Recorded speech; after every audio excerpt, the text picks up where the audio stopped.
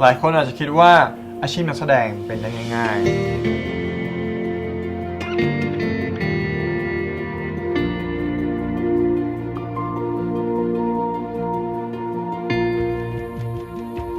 แต่งงานกันนะแต่ความจริงแล้วเนี่ยอาชีพนักแสดงมีอะไรมากกว่าแค่คำว่าแสดง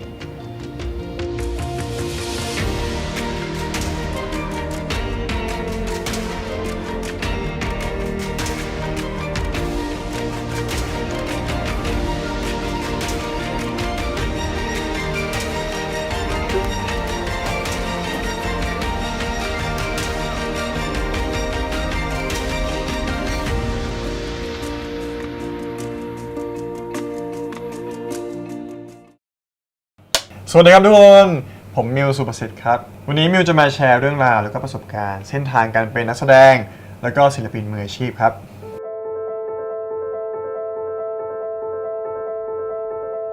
การแสดงเนี่ยรากศัพท์ภาษาอังกฤษมันคือ acting ใช่ไหมครับผมแต่ว่า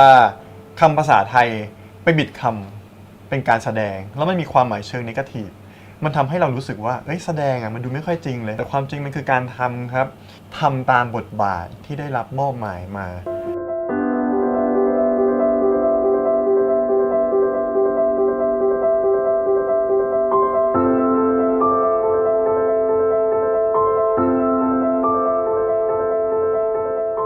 11 ปีที่มาอยู่ในวงการนะครับผมนอกจากที่ไปเรียน acting class แล้วเนี่ยมันมีอะไรอีกมากมายเลยทั้งประสบการณ์ที่มิวได้เจอมาทั้งข้อผิดพลาดที่มิวได้เรียนรู้แล้วก็การลงมือทำจริงๆเนี่ยมันมีอะไรบ้าง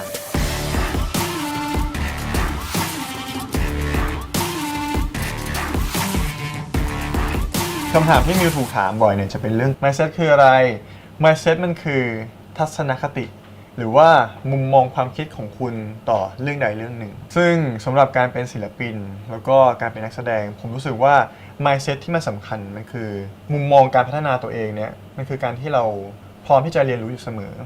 พร้อมที่จะสร้างสรรค์ผลงานที่มันคุณภาพมากขึ้นเรื่อยๆพร้อมที่จะพัฒนาตัวเองทั้งด้านสกิลใหม่ทั้งด้านสกิลเดิมเพื่อให้ผลงานคุณมันออกมาให้แฟนๆได้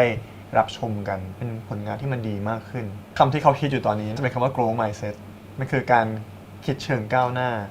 การที่คุณมีปัญหาอะไรแล้วคุณมองว่าอันสิ่งนี้มันไม่ใช่ปัญหาหรอกมันเป็นความท้าทายการที่คุณไม่เป็นน้ำเต็มแก้วหรือบางครั้งถ้าคุณรู้สึกว่ามันเต็มแก้วแล้วคุณแค่เทแก้วเดิมของคุณลงในภาชนะที่มันใหญ่มากขึ้นคุณก็จะกลายเป็นน้ำไม่เต็มแก้วแล้วมันคือการที่เราเติมความรู้เข้ามาผมรู้สึกว่าศิลปินน่ะคือผู้สร้างผลงานดังนั้นการที่คุณคอยพัฒนาผลงานคุณอยู่เสมอมันคือการที่คุณตอบโจทย์แล้วกับการเป็นศิลปินผมเชื่อว่าคนเราอยู่ได้ด้วยความสามารถจริงๆ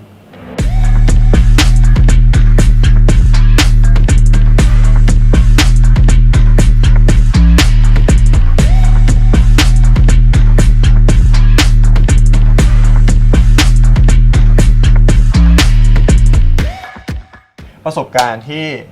ผ่านมา 11 ปีที่ผมได้พบเจอมาในฐานะของนักแสดงด้วยแล้วก็ศิลปินมิวมี 5 keys ที่จะมาบอกทุกคนข้อ 1 ครับผมก็เป็นเรื่องการสังเกตแล้วก็การเปิดใจ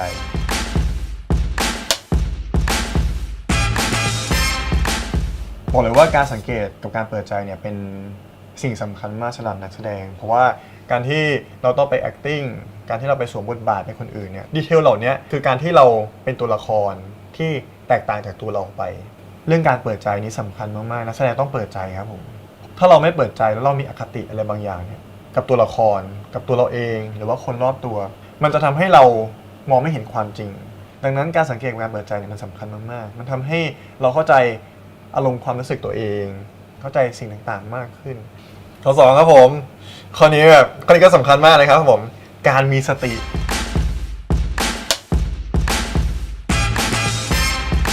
มันคือการที่เราอยู่กับปัจจุบันการที่ใช้ชีวิตปกติเนี่ยเราเป็นตัวเราเองอยู่แล้วเรารู้ว่าเราคุยกับใครอยู่เรากำลังทำอะไรอยู่นะเรามองหน้าใครเรารู้สึกยังไงกับคนนี้อารมณ์ความรู้สึกของเราเป็นยังไงบ้างสิ่งเหล่านี้มันก็คือสิ่งที่เราต้องใช้กับการแสดงเหมือนกันการอยู่กับปัจจุบันก็ย้อนกลับมาก็คือการมีสตินี่แหละครับผม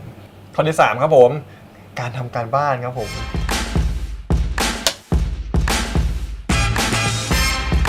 เราได้บทมา แต่สิ่งที่นักแสดงควรทำก็คือต้องไปทำการบ้านมานอกบทครับผมเพราะว่าบางครั้งเราอาจจะต้องถ่ายตัวละครที่อายุ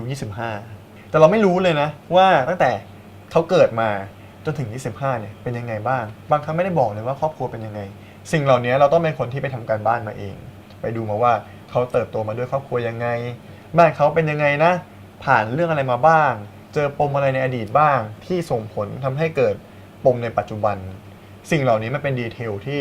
ยิ่งคุณทำละเอียดเท่าไหร่มันจะยิ่งง่ายต่อการแสดงของคุณมากเลย พอคุณเข้าฉากปุ๊บเข้าสู่ตัวละครได้เลย เพราะว่าคุณมีรายละเอียด ซึ่งรายละเอียดเหล่านี้มันจะอยู่ในสมองคุณ มันก็คือความทรงจำที่คุณสร้างขึ้นมาสำหรับตัวละครนี้ แล้วคุณจะสามารถลิงก์กับในหัวคุณได้ง่ายมากๆเลย ยิ่งสำคัญมากสุดคือเรื่องแบบดีเทลทั่วไป ยิ่งถ้าทุกคนทำได้จะยิ่งดีมากๆ สิ่งเหล่านี้เราไปทำการบ้านมาได้ แล้วลองเอาเรื่องพวกนี้ไปคุยกับผู้กำกับดู แล้วมันก็จะทำให้เราสามารถสร้างตัวละครขึ้นมา แล้วก็ละเอียดมากขึ้น แล้วพอสั่งแอคชั่นปุ๊บก็กระโจนเข้าไปสู่ตัวละครนั้นได้ง่ายๆมากเลยครับผมข้อ4ครับผมกล้าที่จะถามครับ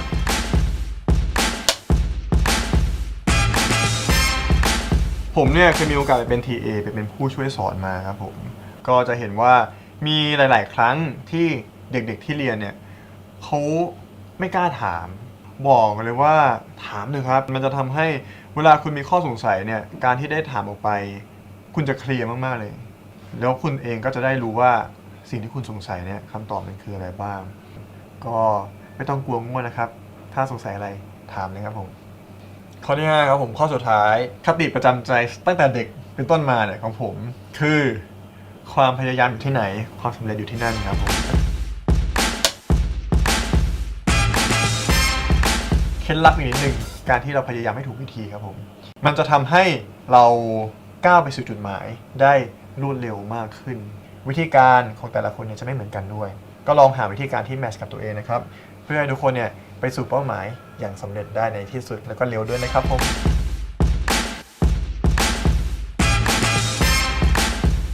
สิ่งที่ผมแชร์ไปนะครับทั้งประสบการณ์และก็ทริคต่างๆเนี่ยอยากให้ทุกคนเนี่ยลองลิสต์ดูสิ่งที่เราต้องทำคืออะไรบ้างบางครั้งการที่คุณลิสต์มาเนี่ยแล้วคุณทำตามเป้าหมายได้มันฟูลฟิลอะไรบางอย่างในตัวคุณได้จริงๆแล้วก็อยากจะให้ทุกคนเนี่ยลองขอบคุณตัวเองที่มาจนถึงวันนี้มันผ่านอะไรมาเยอะมากจริงๆสุดท้ายแล้วคนที่อยู่กับเราคือใครก็คือตัวเราเองนั่นแหละที่อยู่มาตั้งแต่ตอนเกิดเราจะบอกเลยว่าคุณจะหลับสบายมากๆแล้วคุณจะเห็นเลยว่าคุณพัฒนาตัวเองมายังไงบ้างคุณเติบโตมายังไงบ้างครับผมมิวก็หวังว่าจะเป็นประโยชน์กับทุกคนนะครับผมเจอกันนะครับ